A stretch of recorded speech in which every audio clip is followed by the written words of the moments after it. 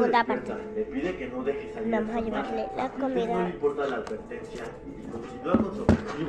Él entra en la habitación de sus papás. Su hermana le explica que tiene que mover un enorme reloj que está por ahí. Él lo empuja con todas sus fuerzas y logra hacer caer el reloj. Se rompe en 1000 pedazos. Ahora se puede ver claramente.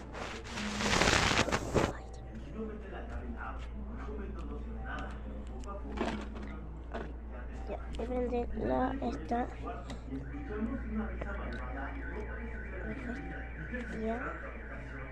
Estas son las mañanitas que cantaba el rey Lai.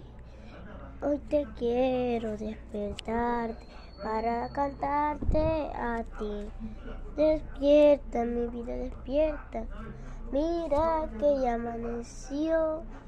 Los pajaritos cantan y ya la luna se perdió. Ya le voy a dar de comer porque ya se levantó. Mami, y ya tengo mucho hambre. Vaya que mi nada ya se me debe de Satán de cuatro. Porque fui hecho un callo que no aguanto ñaya. Bueno, pues primero atiende tú eso. Ya mami, ¿a dónde era, hijo? Allá. Ok. Mami, allí ya me comí mañana. Okay. Hay que hacer sentadito. Esta comida te la hice con mucho amor, mi niña. A ver, ya vamos a darle de comer al atendió. Ya atendió esto. Entonces ya le vamos a dar.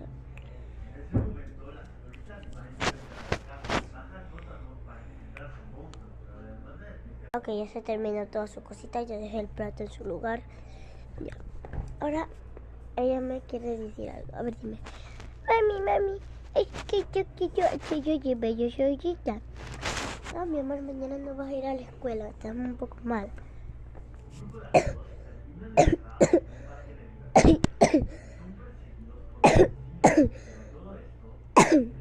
Porque entonces como grande.